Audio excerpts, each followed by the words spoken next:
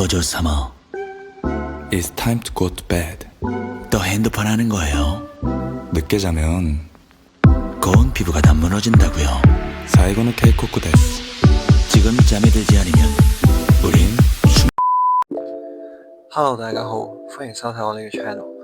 咁木狼喺呢次嘅季後賽4-1俾雷霆淘汰啦。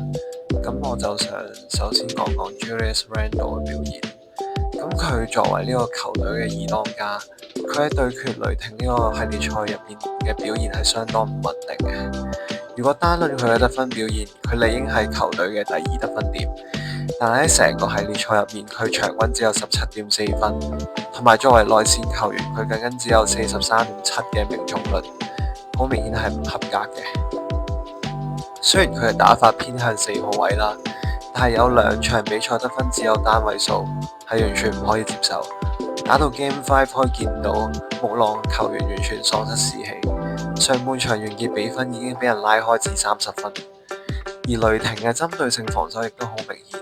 佢哋針對 Randle 同 AE 兩個木狼進攻嘅發起點，當呢兩個球星係高位持球啦，雷霆就會調動雙人包夾，而 Randle 同 AE 雖然能夠越動防守，將波分俾底角球員或者空檔嘅球員，但係其他角色球員好似 McDaniels、NAW、Conley 都把握唔到機會，懲罰唔到雷霆嘅協防。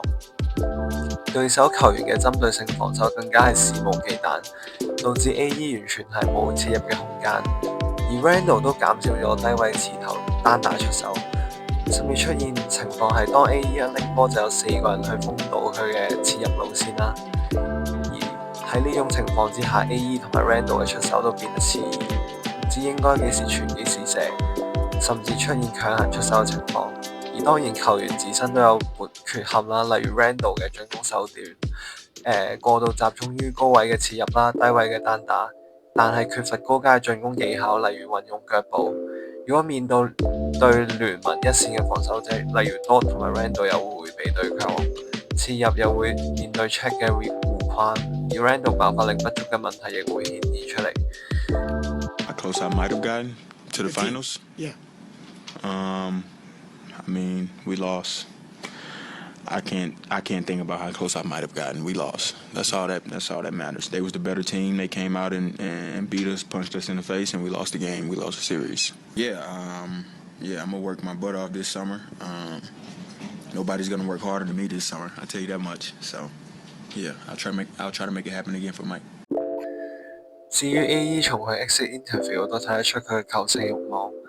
佢喺訪問中同球迷表示，呢個賽季冇人會比佢喺呢個休賽季入面更加努力，反映咗佢努力進步嘅決心啦，而唔係好似之前咁樣向記者不斷咁抱怨話，當你俾對手包夾就好難得到分數嘅怨氣説話。至於呢次嘅失利應該會增強佢對總決賽嘅渴望啦，化悲憤為力量。亦都明白到自己嘅不足之處去改善，而我覺得對於 AE 呢種離超級巨星只有一步嘅球員，心態決定咗佢可唔可以突破呢個關口。而木狼都需要喺呢個休賽季進行補強，去 support 翻 AE 同埋 Randle。而我就覺得球隊係需要尋求一名可以控制球隊節奏嘅控球後衛啦，減輕 AE 同埋 Randle 嘅持球壓力，增加佢哋嘅無球跑動。亦都可以令到對手冇咁容易去 double team 呢兩位主力。咁最後唔知你哋對木狼呢隊波有咩睇法呢？不妨可以喺留言區話俾我知。鍾意呢條片可以點讚、訂閱同埋分享。我哋下條片再見，拜拜。